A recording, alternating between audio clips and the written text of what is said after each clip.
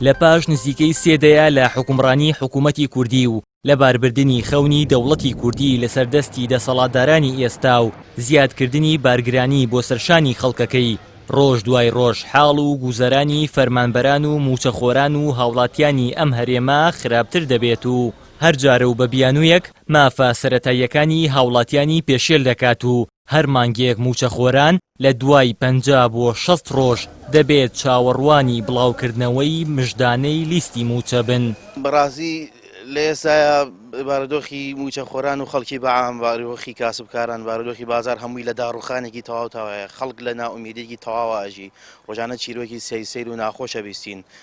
بۆیە ئەگەر لە ماوەکانی ڕابرد لە مانگەکانی ڕابردووە خەڵک ئومێدێکی مابوو کە موچەکەی بە ئێستا خەڵک تەواو لە ناومیدێکی گەورەژی، بۆیە دۆخەکەت چاوەڕێی تەقینەوەیەکی لە ناکاوەکە و هەر ڕووداوێکی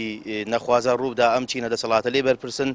کە بەداخەوە لە ناوخۆیان تەواو شکستیانەوە ئەبین لە دەرەوەش لە مەرزەکانە لە سنوورەکانمانە تەواو شکستیانە ناو ڕۆژ بە ڕۆژ قەیران و بەدبەختی ڕوبەڕووی هاوڵاتیان و وڵاتەکەنەوە. دیارە بارودۆخی هاوڵاتیان بە گشتی موچەخۆرانش بە تایبەتی لە بارودۆخێکی هەموار و دژوار و ناڕەحەت و ناخۆشدان بەڕاستی، چونکە مەسەلەی نەدانی موچە تەنها تایبەت نییە بە موچەخۆرەوە، تایبەتە بە هەموو کاسبکارەکانی وڵاتۆ، چونکە ئەگەر موچەخۆر پارەی پێ نەبێ بچێشت بکڕێ کاسبکارش هیچی نییە بیفرۆشێ. بۆیە بارگوزەرانی موچەخۆر بەڕاستی ئێستا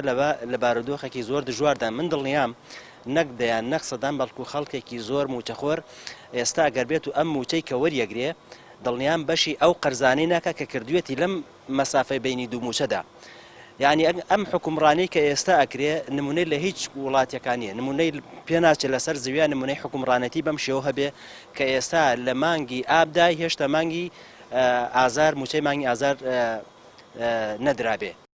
دوای تێپەڕینی زیاتر لە ساڵێک بەسەر دەست بەکاربوونی کابینەی نوێی حکوومەتی هەرێم تەنانەت نەیتوانیوە سەرەتاییترین مافی فەرمانبەرەکانی بدات کە موچەکانیانە و کردوویەتی بە 2 مانگ جارێک و دواتریش لە سەدا 21 لێبڕی. هێشتا بەو جۆرەش ناتوانێت موچە لە کاتی خۆیدا دابەش بکات و لە ماوەی 8 مانگی ئەم ساڵدا تەنیا 2 موچەی دابەش کردووە.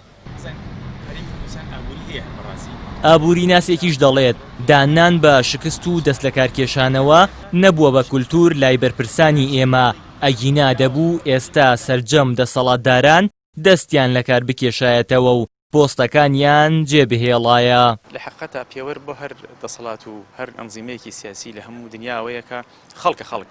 خەڵک لەبەرەوەی خەڵک هەڵبژاردن و خەڵک سونیتە دەسەڵات هەر خەڵکیش پێوەرە بۆی بەردەوامن یاخودنە. گرفتی سەرەکی لای ئێمە خەڵکە بەڕاستی، چونکە تا ئێستا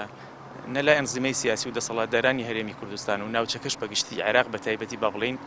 و نە لای خەڵکیش بابەتی دەستەکێشانەوە وازهێنان و ئەترافکردن بەزەن بوو بە هەڵا نەبووە بە کولتور، ئەسڵەن هەر باوەڕیان پێی نییە. بۆیە بەردەوامبوونی ئەم حکوومەتە یاخود ئیدامەدانی بابەتێک کە تەنها ئەبێ بە قسە لە حقیقەتە بۆ ئەم کاتەی ئێستا کە خەڵک گرفتێکی زۆر گەورەیە. ئەم مەشاکیلانەی کە ئێستا هەن لە هەرێمی کوردستانە بە قەنەعەتی من مەشاکیلی ئەم کابینەی ئێستا نیە، مەشاکیلی کابینەکانی پێشووتریشە، بە تایبەتی کابینەی پێش ئەم کابینەیە. لە هەموو ئەوانە گرفترەوەیە کە هەمان ئەوانەی کە لە کابینی پێشوا گرفتیان بۆ هەرێمی کوردستان و بۆ خەڵکەکە و بۆ خزمگوزاری دروست کردووە لە هەمان ئەستافەوە بەشدارن لەم کابینەی ئێستا.